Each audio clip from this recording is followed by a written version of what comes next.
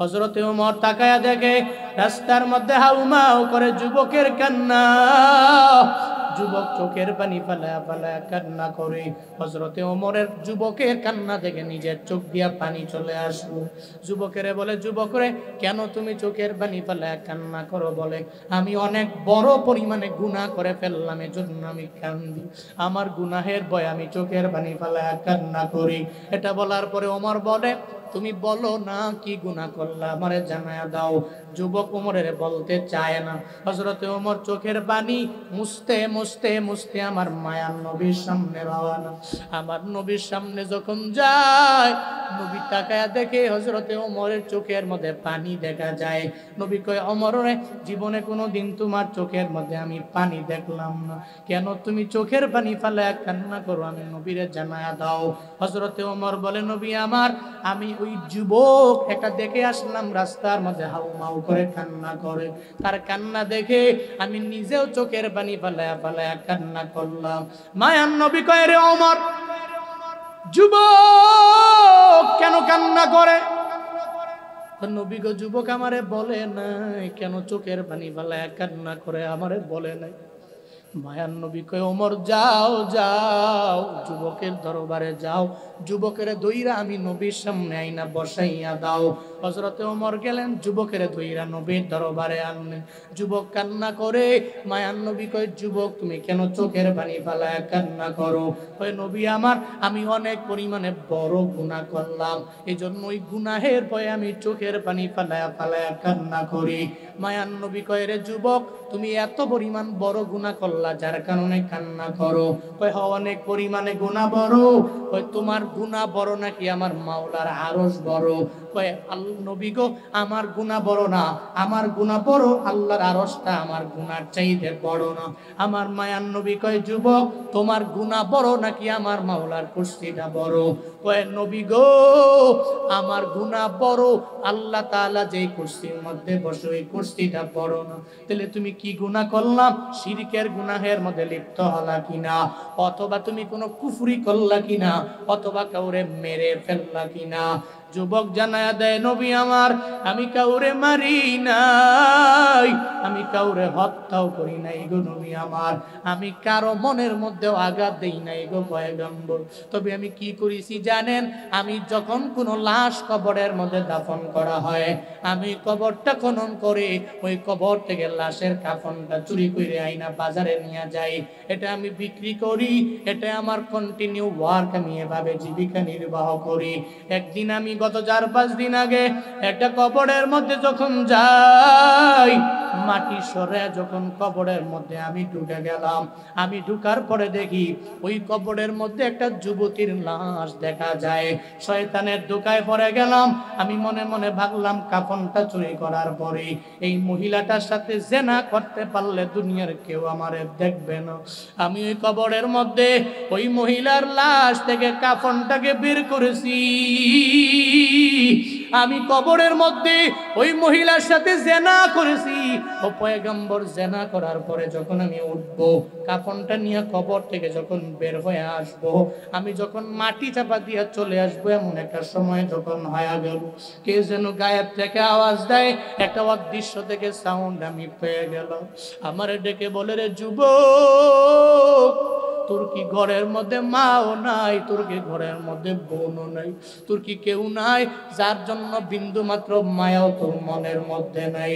আমার এলাকার লোকেরা, আমার মা বাবা পরিবার আমার কষ্ট করে করে করে এই কবরের মধ্যে আমারে শুয়ে দিয়া গেল। এদের চোখের মধ্যে পানির অভাব নাই।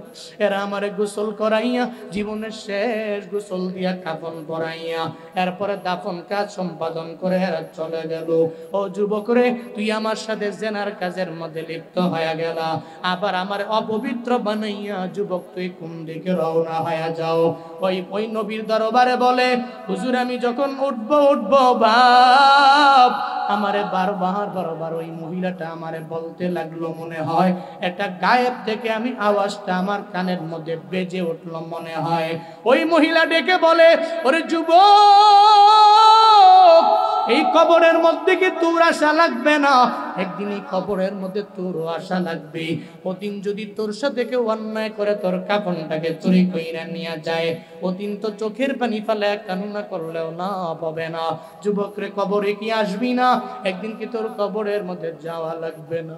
হুজুর, আমি এই কথা শোনার পরে এতদিন হয়ে গেল আমার পেটের মধ্যে আমি খাবার দিতে পারি না, আমি খাবারে বসতেও পারি না। কেন যেন মনে হয় মহিলাটা বারবার আমারে ডাক দেয়। একটা পর্যায়ে আমি যখন চিন্তা ভাবনা করলাম আমারও কবরের মধ্যে যাওয়া লাগবে, একদিন আমারও মরণ হবে, আমারও কবরের মধ্যে যাওয়া লাগবে। এই চিন্তা যখন আমার অন্তরে ঢুকলো, আমি মনে মনে ভাবলাম জীবনে আমি কাফন চুরি করার জন্য কবরের মধ্যে যাব না। আমি হাউমাউ করে চোখের পানি পালায়া পালায়া কান্না করতে লাগলো। আমার মায়ার নবী কয়, যুবক, একটা মানুষ কি এত পরিমাণে বড় গুনাহ করতে পারে? একটা কবরে গিয়াও ওই কবরে একটা মহিলার সাথে, লাশের সাথে জেনাও বুঝি মানুষ করতে পারে? এটা বলার পরে সঙ্গে সঙ্গে যুবকের আর বুঝতে বাকি নাই। আমার মায়ার নবীও বলে, আমার এই গুনাহটা অনেক পরিমাণে বড় গুনাহ। ওই আল্লাহর বান্দা দৌড়াইয়া পাহাড়ের চূড়ার মধ্যে গিয়া দাঁড়ায়া গেল। পাহাড়ের চূড়ায় দাঁড়াইয়া আমার আল্লাহকে বারবার ডাক দেয়, ও দয়ার মালিক, তুমি আমার রব, আমি তোমার গোলাম রে আল্লাহ। আমি অন্যায় করতে পারি, আমি গুনাহ করতে পারি, তুমি আমারে মাফ করে দিতে পারো। তুমি ছাড়া কেউ আমারে ক্ষমা করতে পারে না, তুমি ছাড়া কেউ আমারে মাফ করতে পারে না। ওই যুবকটা পাহাড়ের চূড়ায় দাঁড়ায় আমার রবের দরবারে আবদার জানায়। সমস্ত ইস্তিগফারদের একটা লিডার আছে, ওই লিডারের নাম হলো সাইয়্যিদুল ইস্তিগফার।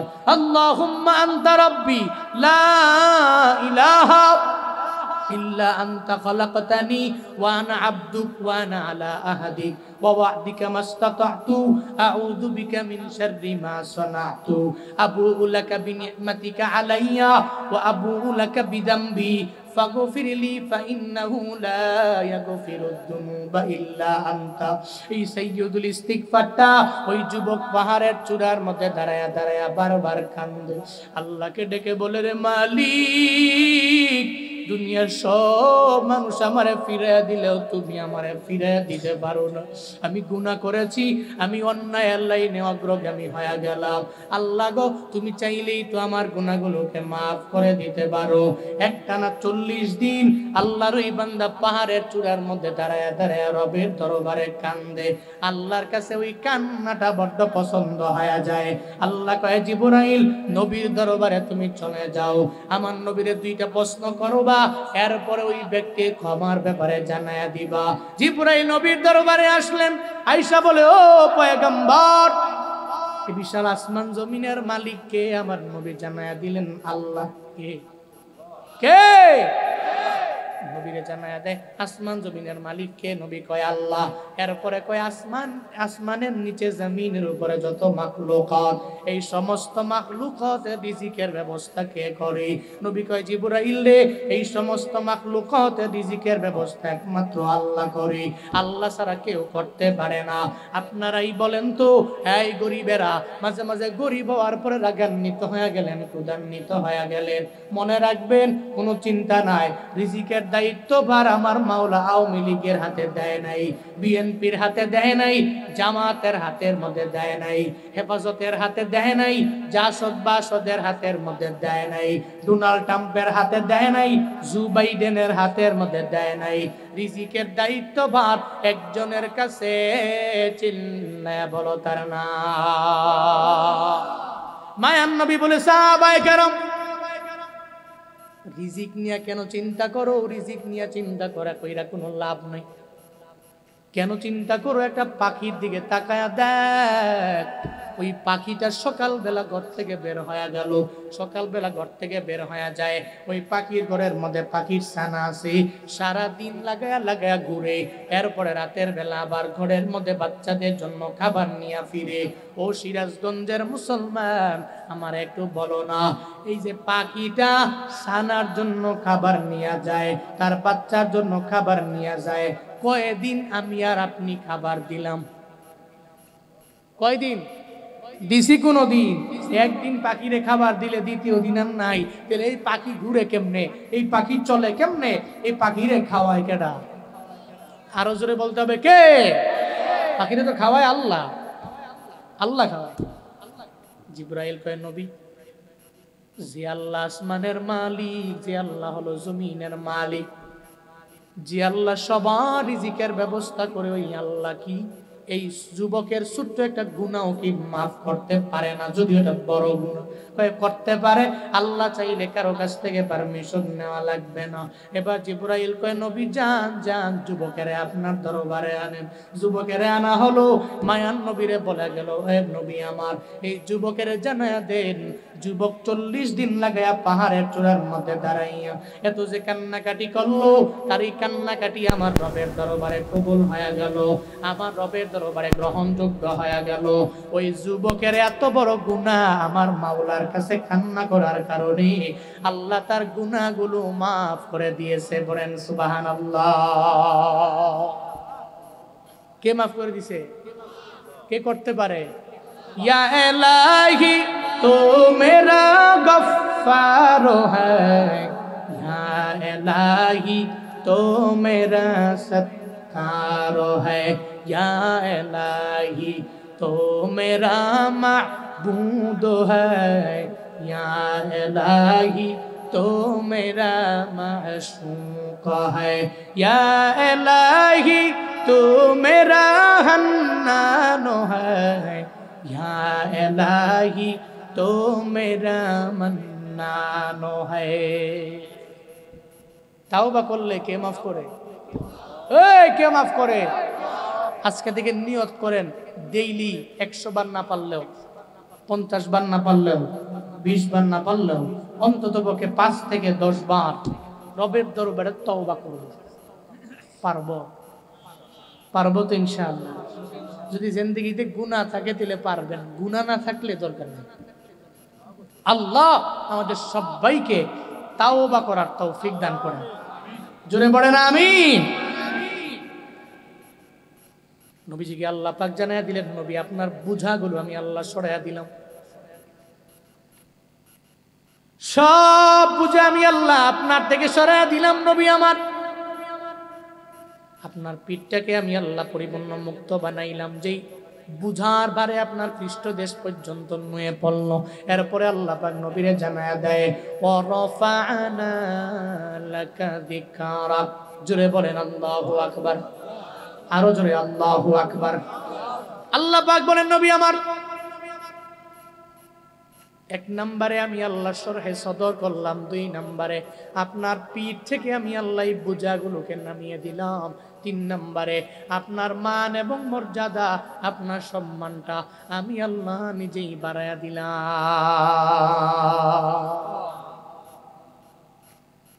আল্লাহ পাক বলেন নবী আমার,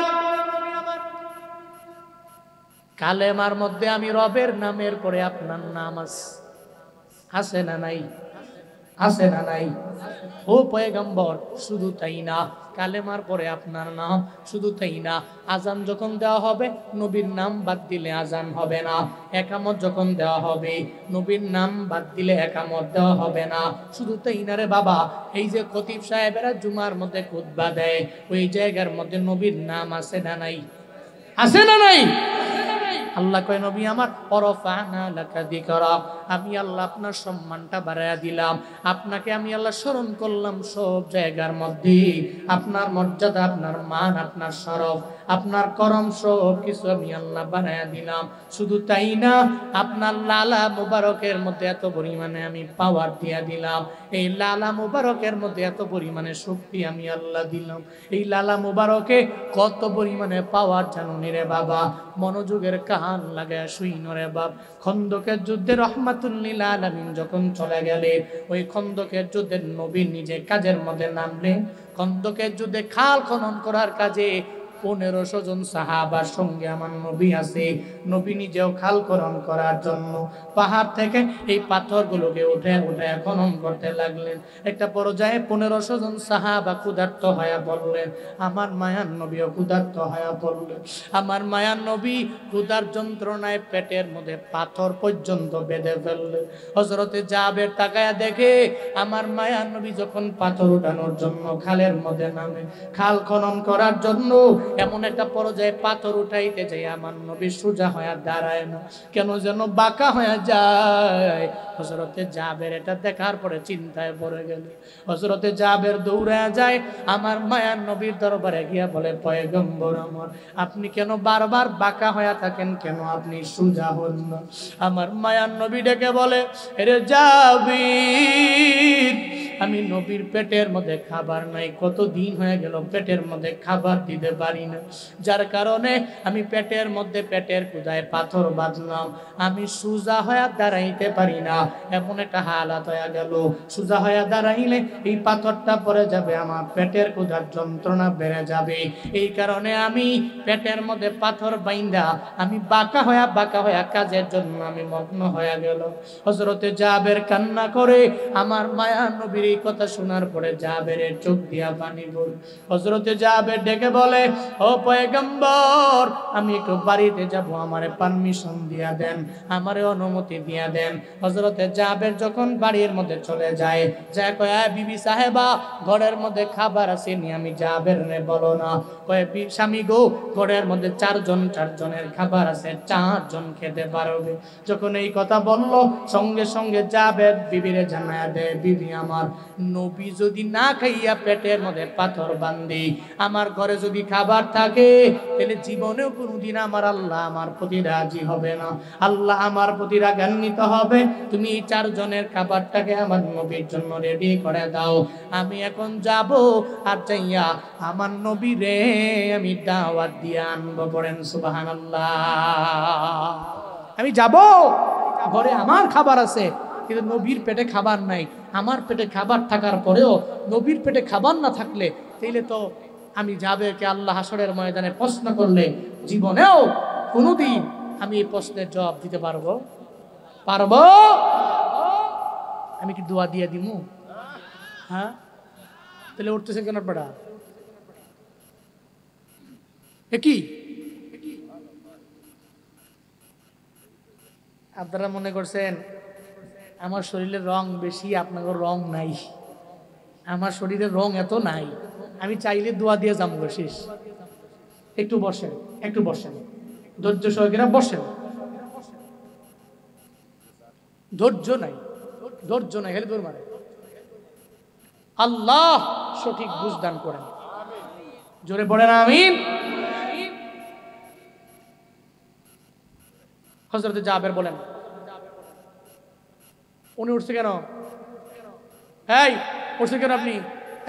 হ্যাঁ ধরেন তো, এই 2 জন ধরে বয় দেন, ওই জানান নেই বলছি না, আমার ইচ্ছায় যাইতে হবে। বোন, ধৈর্য নাই। আচ্ছা শুনেন, মাঝখান দিয়ে একটা কাম করে দিই আমি, উঠছেন না আপনারা, যেহেতু উঠে যেতেছেন, উঠে গেলে আমার বয়ানের মন নষ্ট হয়ে যাবে, আমি বয়ান বেশি করবো না, দোয়া দিব।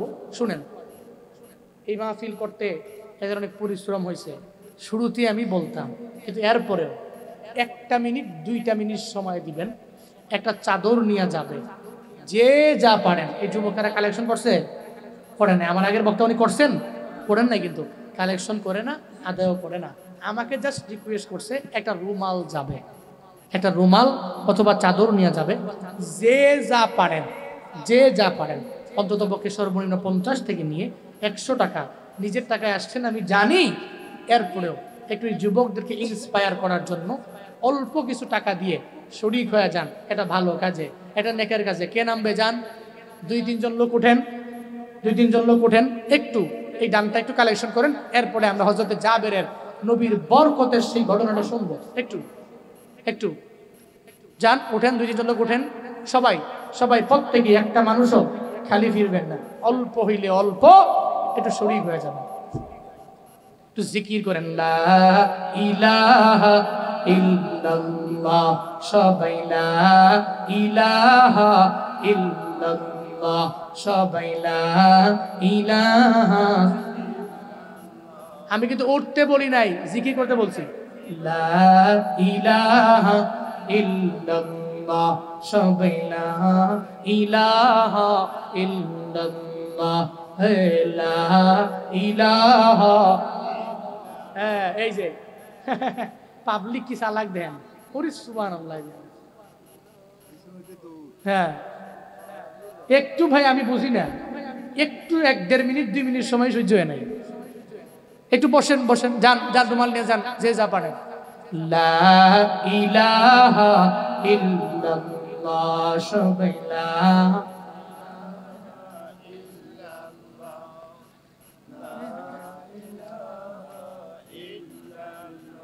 সবাই লা ইলাহা ইল্লাল্লাহ, সবাই লা।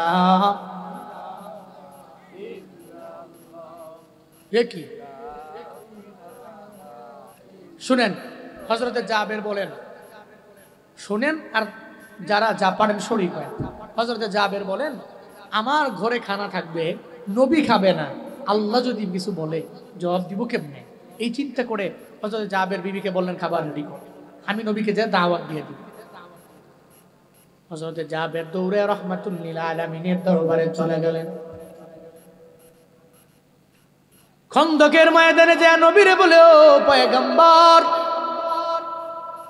আপনার পেটের মধ্যে খাবার নাই, আমি আপনারে দাওয়াত দিয়ে দিলাম, নবী আমার ঘরের মধ্যে যাবেন, আমি দাওয়াত দিয়ে দিলাম।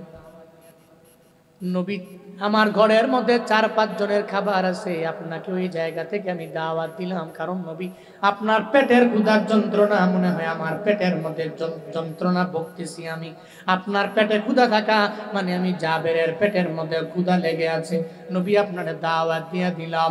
সঙ্গে সঙ্গে মায়ার নবী এই দাওয়াত দেওয়ার পরে টিলার মধ্যে নবী উঠলেন, পাহাড়ের চূড়ার মধ্যে টিলার মধ্যে, ওইটাও যাতে জাবের জামতুন নবী জানায়া দেয়, এই খন্দকের যুদ্ধে 1500 জন সাহাবা আমি তোমাদেরকে দাওয়াত দিলাম, আজকে জাবেরের বাড়িতে তোমাদের প্রত্যেকের দাওয়াত। জুড়ে বলেন সুবহানাল্লাহ।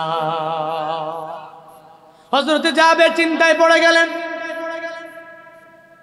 আমি নবীজিকে দাওয়াত দিলাম, মাত্র 4-5 জনের খাবার আমার ঘরের মধ্যে আছে, কিন্তু নবীজি চূড়ার মধ্যে গিয়া টিলার মধ্যে দাঁড়ায় নবী 1500 জন সাহাবাদের দাওয়াত দিয়া দেয়। হায় রে, আমি 4 জনেরকে খাওয়াইতে পারবো, এত জনের আমি পারবো না। চিন্তায় পড়ে গেলেন, দৌড়ে বাড়িতে চলে গেলেন।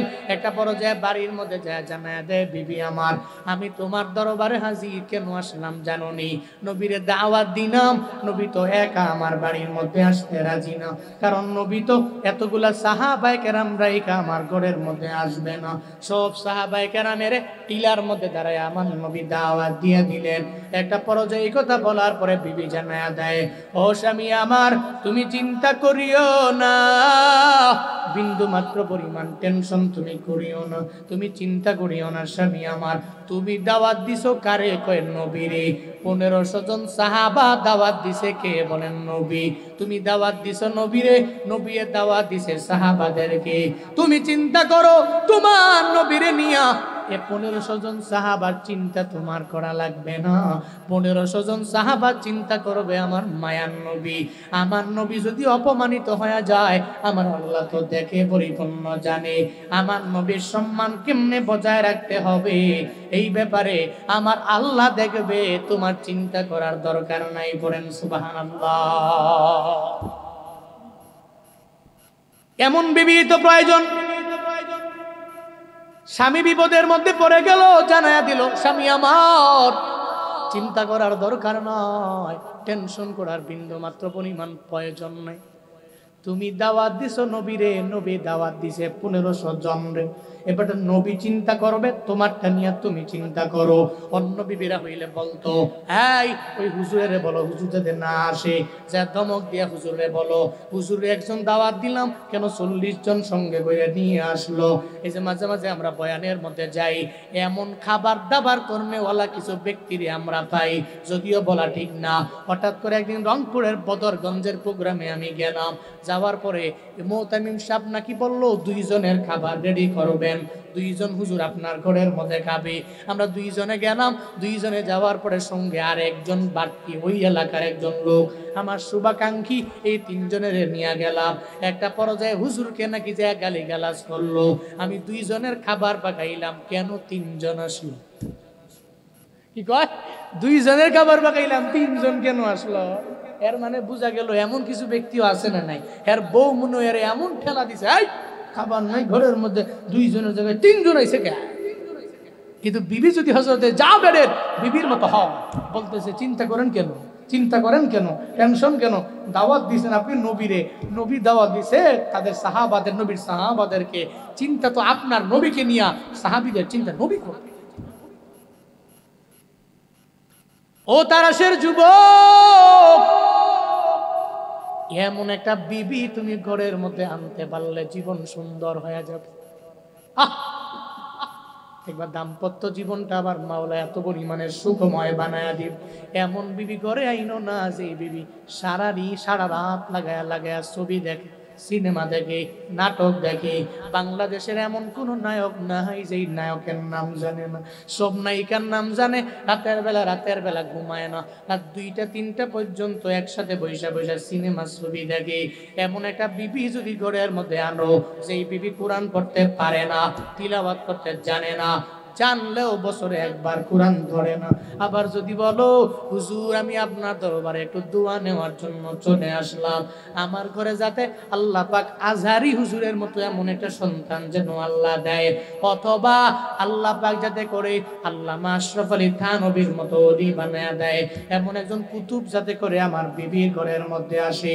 আমি তো বলি রে বাবা, সারা বিশ্বের সমস্ত মানুষকে নিয়ে যদি তুমি ফু দিয়া পানি পড়া খাওয়াও, তোমার বিবি যদি নামাজ না পড়ে, তোমার বিবি যদি পর্দা না করে, তোমার বিবি যদি অন্যায়ের লাইনে অগ্রগামী হয়ে যায়, তাহলে ওই ঘর থেকে জীবনে আজহারি আসবে না, ওই ঘর থেকে আসবে ঐশী, যে রান্দা দিয়া বাবারেও কোপায় মারেও কোপায়, ঠিক কিনা? ওই ঘর থেকে আসবে তসলিমা নাসরিন, যে পর্দাকে নিয়ে কটূক্তি করবে, হুজুরদেরকে নিয়ে কটূক্তি করবে। ওই ঘর থেকে আসবেন নিঝুম মজুমদারের মতো বেয়াদবরা, ওই ঘর থেকে আসবে। ভালো মানুষ আশা করা যাবে না তো, কারণ এমন বিবি আনলেন, বিবি তো সারাদিন খালি মোবাইলের সাথে সংযোগ, সারাদিন টিভির সাথে সংযোগ, সারাদিন শুধু টিভি, সিনেমা, নাটক, নায়িকা নায়ক, যত গায়ক গায়িকা এগো গান শুনে, নাটক দেখে। এই বিবি কেমনে, বিবির গর্বের মধ্যে কেমনে সন্তানটা ভালো হবে? হে মিয়া, আমরাই তো শেষ জেনারেশন। আমার কাছে মনে হয় আমরাই শেষ জেনারেশন যাদের আব্বা এবং আম্মারা টাচ ফোন ভালো করে কেমনে টিপা লাগে এটা বুঝেও না, টাচ ফোন কেমনে ফোন দেওয়া লাগে এটাও বুঝে না। তুই পারলে একটু ফোন দিয়ে দেখ, কথা কই, ঠিক কিনা? আমার কাছে মনে হয় আমার জেনারেশন থেকে নিয়ে পরবর্তী যে জেনারেশন আসবে, এই জেনারেশনের প্রত্যেকটা এদের আব্বা আম্মা বলেন সারা দিন রাত খালি মোবাইল চালায়, আর স্বামীও মোবাইল চালায়, বিবিও মোবাইল চালায়। আবার কয় হুজুর ছেলেটা খালি মোবাইল ছাড়া খাইতে চায় না, ছেলেটা মোবাইল ছাড়া খাইতে বসতে চায় না, প্লেটেও বসে না, তার একটা লোকমাও দেওয়া যায় না। কেমনে? আপনি খালি নিজে মোবাইল টিপবেন সারা দিন রাত, আপনার বউ মোবাইল টিপবে সারা দিন রাত, আপনি বলবেন যে আপনার সন্তানটা মোবাইল ছাড়া খাইতে চায় না। মগের মূল্যক পাইছেন, হ্যাঁ দেখতেছে না বাবায় টিপে, তো আমারও তো মোবাইল টিপতে হবে, ঠিক কিনা? এই জন্য আব্বা আম্মারা সন্তানের সামনে মোবাইল ইউজ করা কমায়া দিলেই আগামী সন্তানগুলো মিজানুর রহমান আজহারির মতো বেরিয়ে আসবে। চিল্লা কও, ঠিক কিনা? আব্বা আম্মারা যদি একটু সেফ থাকতে পারে, নিজেকে একটু রক্ষা করতে পারে, তাহলে পসিবল, এছাড়া পসিবল। আল্লাহ এই যে ইন ফিউচারে যে যুবকেরা বিয়া করছে না, এই শীতকালে যাগো বউ নাই, আল্লাহ এদেরকে সুন্দরী, রূপসী, রূপবতী, ভালো বংশাবলী মাইয়া এবং চরিত্রবান নারী কপালে মিলায়া দেখ। আপনারাও আমিন কন। যারা বিয়া করছেন হেরা জোরে আমিন কইেন না, ঝামেলা ওরা বাইত গেলে কইব হোম মিনিস্টার আমনে গো ই হুজুর গুলো কেলে আমিন কও দ্বিতীয় বিয়া করার লিগে। বাংলাদেশের আম্মা জানরা সব মাইনা নিতে পারলো, অন্তত পক্ষে দ্বিতীয় বিয়া মানবো? ওরে সুবহানাল্লাহ বিহামদিহি। প্রথমে দইরাই কয় আগে ওয়াদা করো জীবনে আমি তোমারে মুখ্যামু, আমি তোমারে গালিগালাজ করবো, সারাদিন ঝগড়া করবো, তোমার কানের সামনে আইয়া 24 ঘন্টা ফ্যান ফ্যান করবো, তবে নিয়ত করো বিয়া আর একটা করবা না, ঠিক কিনা? সব মানতে রাজি, মাগার এটা মানতে রাজি। আল্লাহ যুবকদের ঘরের মধ্যে ভালো স্ত্রী দিয়া দাম্পত্য জীবনটা সুখময় বানায় দেন। সকলেই পড়ি আমিন, জোরে পড়েন আমিন। হযরত জাবেরের বিবি জানায়া দিলেন, জাবের চিন্তা করার দরকার নয়, আমার নবীর দরবারে যাও, নবীর ব্যাপারে চিন্তা আপনি করেন, নবী চিন্তা করবে, 1500 জন সাহাবার চিন্তা নবী করবে। হযরত জাবের গেলেন, এরপরেও মনে মনে চিন্তা আসে না নাই? ঘরের মধ্যে নবী যাবে, 1500 জন সাহাবা নবী যদি নিয়ে যায়, তাহলে 1500 জন সাহাবা নিয়ে গেলে কেমনে খাওয়াবো? যদি আমার আল্লাহ আজকে যদি আমাকে এত পরিমাণে বরকত যদি না দেয়, এটা মনের মধ্যে চিন্তা চলে আসলো। মনের মধ্যে কেন যেন একটা ভয় ভয় কাজ করতে লাগলো। একটা পর্যায়ে হযরতে জাবের যখন আমার মায়ার নবীর সামনে চলে গেলেন, আমার মায়ার নবী বলে, হযরতে জাবের তোমার কেন মনটা খারাপ, কেন মুখের মধ্যে চিন্তার একটা ভাব দেখা যায়, একটা টেনশনের ছাপ কেন দেখা যায়? আমার মায়ার নবী বলে, রে জাবের চিন্তা করার দরকার নাই, আমি জানি আমি বুঝি, আমার আল্লাহ পাক আমারে জানায়া দিয়েছি তোমার ঘরের মধ্যে 4 জনের খাবার আছে, আমি 1500 জনের দাওয়াত দিয়া দিলাম, চিন্তা করো না। আজকে আমি নবী গেলে এমন একটা বিষয় হবে, তোমার কোনো চিন্তা করা লাগবে না, টেনশন করা লাগবে না, আমার আল্লাহ এই খাবারের মধ্যে বরকত দিয়া ভরপুর বানায়া দিবে। নবী বললেন, এই যাবে, চিন্তা নাই, চলো। 1500 জন সাহাবা নিয়া নবী বহর করে লাইন ধরে হযরতে জাবের রাদিয়াল্লাহু আনহু ওনার বাড়িতে গেলেন। বাড়িতে যাওয়ার পর নবী কয়, এই জাবের খাবারগুলো নিয়ে আস। দুইটাই তো, রুটি গোশত, রুটি গোশত নিয়ে আস। নবীর সামনে আনলেন। নবীজি আনার পরে কয়, ঢাকনাটা খোলো। সুবহানাল্লাহ, জোরে পড়বেন না। মায়ান নবীর জবান মোবারক থেকে, মুখ মোবারক থেকে একটু লালা মোবারক নবী নিলেন, নিয়া রুটির মধ্যে মিশা দিলেন, আর গোশতের মধ্যে নবী মিশা দিলেন। মায়ান নবী কয়ে, জাবের রে, এই থালাটা লাগায়া দেওয়ার খুইল না, এই থালাটা লাগায়া দেওয়ার খুইল না। যতগুলো সাহাবা আছে 3টা বেশ করো, 500 জন খাবে, 500 জন খাবে, 500 জন খাবে। 3 ধাপে সবাই রে মেহমানদারি করায়া দাও।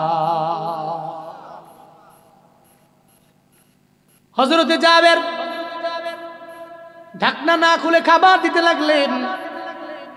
500 জন যখন বসবে, দেখবেন মাঝে মাঝে বিয়ার মধ্যে গেলে চেয়ার যতটা থাকে অতজনই বসতে পারে। 2 বেশ খাওয়ায়, 3 বেশ খাওয়ায়, 4 বেশ খাওয়ায়, 5 বেশ খাওয়ায়, আর বেশি খাওয়ায় না। 1 বেশ পরে 1 বেশ, 1 বেশ পরে 1 বেশ বসায়। মায়ার নবী জানায়া দিলেন, 500 জন প্রথমবারে খাবে, দ্বিতীয়বারে 500 জন খাবে, তৃতীয়বারে 500 জন খাবে। প্রথমবারে যখন 500 জন বসে গেল, হযরতে জাবের আমার মায়ার নবীর সামনে হাজির হয়ে গেল। আয়েশা বলে, পয়গম্বর, এই 500 জনের সঙ্গে আপনিও বসে যান। আমার মায়ার নবী কয়ে, জাবের আমি 500 জনের সঙ্গে বসবো না, আমি সবার পরে বসে যাব। হযরতে জাবেরের মনে চিন্তা, আমার মায়ার নবী যদি না পায়, যদি 500 জন খাওয়ার পরে যদি শেষ হয়ে গেল, তাহলে নবীর মাধ্যমে এই সব সাহাবায়ে কেরাম আমার ঘরের মধ্যে আমি দাওয়াত দিলাম, আসল মানুষটাকে যদি আমি খাওয়াইতে না পারি, তাহলে তো আমার মনের মধ্যে কষ্ট চলে আসবে, আমার আল্লাহ আমার প্রতি হয়তো রাগান্বিত হয়ে যাইতে পারে। হযরতে জাবের বলে, ও পয়গম্বর আমার, আপনি বসে যান, আপনি বসে যান। আমার মায়ার নবী কয়, জাবের রে, আমি বসবো না, আগে 500 জন রে খাওয়াইয়া দাও। 500 জনকে যখন খাওয়ানো শেষ হয়ে গেল, এরপরে দ্বিতীয়বারে আবার 500 জন রে বসানো হলো।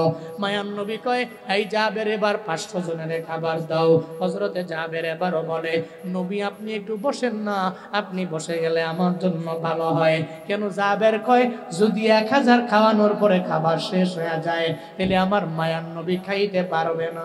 বিয়ার বাড়িতে বড় যায়, এই সবার খাবার দেওয়ার আগে আগে বরের জন্য একটা প্লেট বানায় রাখ, একটা বড় ডিশ বানায় রাখ, ওইটার মধ্যে জামাইয়ের খাবারটা দিয়া রাখ, কারণ জামাইয়ের উসিলাই তো সব, ঠিক কিনা? ঠিক কিনা? জামাইয়ের উসিলাই তো সব। এই আগে জামাইয়ের জন্য খাবার রেডি কর, খাবার রেডি করে রাখ, জামাইরে খাওয়াই তুই আগে। হ্যাঁ রে, কয় কি রে, জামাই না খায়া 5 বেশ খেয়ে গেল, আমার জামাই তো মেন। জাবের চিন্তা করে মনে মনে, নবী তো আমার মেন, আমি 1000 খাওয়াইলে শেষ হয়ে গেলে নবী তোর পাবেন না। মায়ান নবী ডেকে বলে, জাবের চিন্তা করার দরকার নাই, জাবের রে 1000 জন খাওয়ানোর পরে আবার 500 জনরে বসাও। আবার যখন 500 জনরে বসানো হলো, হযরত জাবের রাদিয়াল্লাহু আনহু আবার 500 জনরে খাওয়াইলেন। টানা 1500 যখন খাওয়ানো শেষ হয়ে গেল, এবার হযরতে জাবের মনে মনে চিন্তা ভাবনা করে, হায়রে তাকায়া দেখি খাবার আছে কি নাই।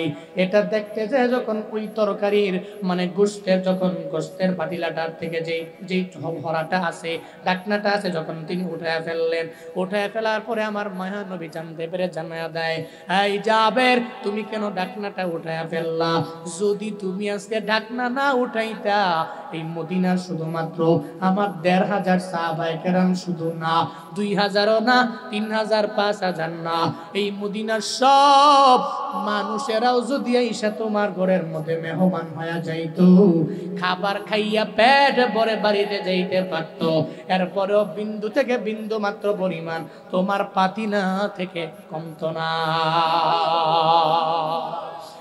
ইমামুল আউয়ালিন আল আখিরিন ভরে সদকা রহমাতাল লিল আলামিন, শুদ্ধ ওজুদাস রহমাতাল লিল আলামিন, মসজিদে ও শুদ্ধ হামারো এ জমিন, সৈয়দুল কাউনাইন খতমুল মুরসালিন, আখিরামত বুদে ফখরুল আউয়ালি।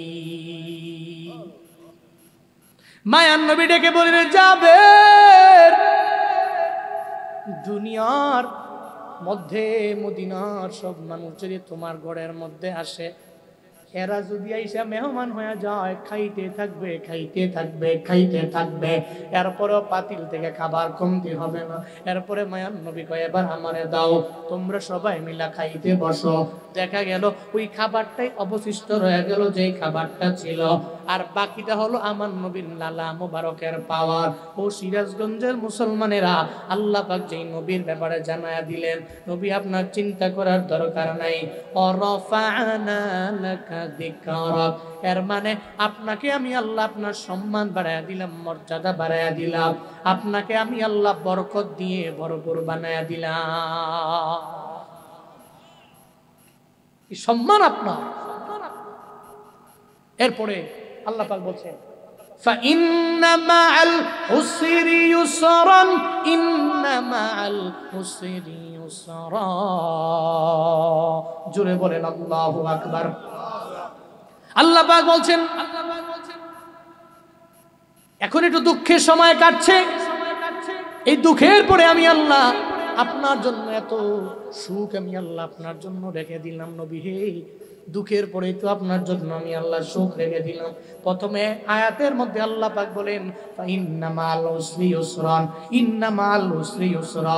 মনে রাখবেন, চিন্তা করার দরকার নাই, আমি আল্লাহ নিশ্চয়ই নিশ্চয়ই জানায়া দিলাম, আপনার দুঃখের পরে আমি আল্লাহ সুখ রেখে দিলাম, চিন্তা করার কারণ নাই। এই নবীটার মাধ্যমে দুনিয়ার উম্মতের জন্য শিক্ষা হলো কি বাবা জানেননি? মাঝে মাঝে বিপদে পড়ে গেলে, মুসিবতে পড়ে গেলে আপনি ডিপ্রেশনে পড়ার প্রয়োজন নাই, হতাশায় পড়বেন না। এই যুবকেরা চাকরি হয় না, তুমি চাকরি না হওয়ার কারণে মাঝে মাঝে মনে করো আমি আত্মহত্যা করে ফেলবো, আমি সুইসাইড করে ফেলবো, এমন কইরো না। বরং আল্লাহ তো আছেন, আমার মাওলার উপরে তাওয়াক্কুল করে আগায়া যাও, আল্লাহর উপরে ভরসা করে আগায়া যাও। আমার রবের উপরে ডিপেন্ড করে যদি বান্দা তুমি চলতে পারো, তোমার কোনো টেনশন নাই, তোমার কোনো চিন্তা নাই,